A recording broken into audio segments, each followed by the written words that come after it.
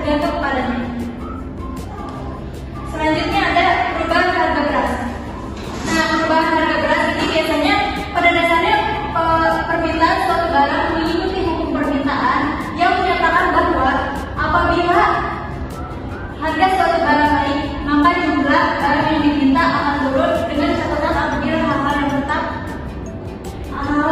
yang lain tetap. Selanjutnya ada faktor yang mempengaruhi harga beras. Yang pertama ada produk padi. Produk padi, faktor ini seringkali terjadi akibat alih fungsi lahan sawah menjadi perumahan atau industri. Nah, yang kedua ada impor beras. Nah, impor beras ini di Indonesia masih mengandalkan impor untuk memenuhi kebutuhan dalam negeri. Yang ketiga adalah permintaan dan populasi. Permintaan dan populasi bertambahnya jumlah produk meningkat konsumsi beras sebagai bahan pangan utama sehingga mendorong kenaikan harga.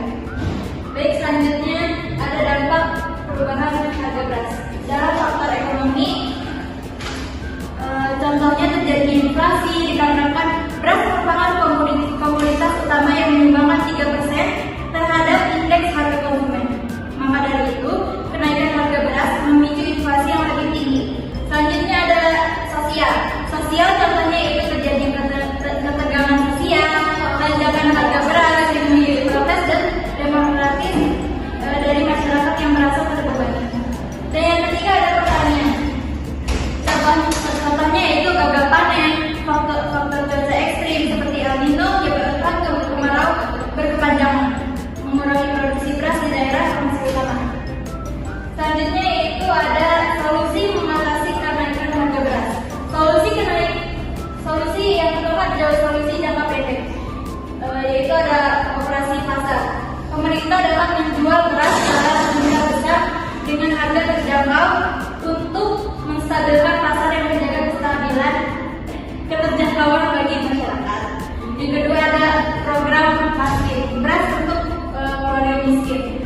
Program ini membantu keluarga miskin tetap mendapatkan akses terhadap beras tanpa mempengaruhi dinamika pasar secara langsung.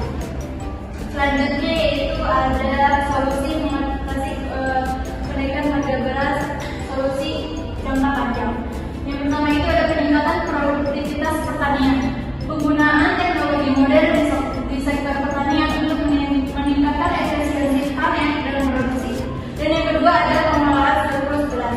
Mengalokasikan surplus produksi dari daerah yang memiliki kelebihan ke daerah yang mengalami defisit untuk memenuhi kebutuhan nasional.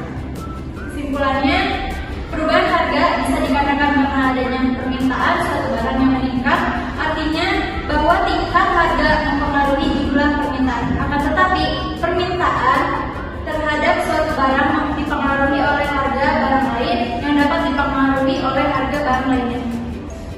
Baik, perkenalkan nama saya Delia Putri. Saya ingin bertanya, apa yang dilakukan pemerintah untuk mengatasi kenaikan harga beras? Baik, saya akan menjawab pertanyaan dari Delia Putri.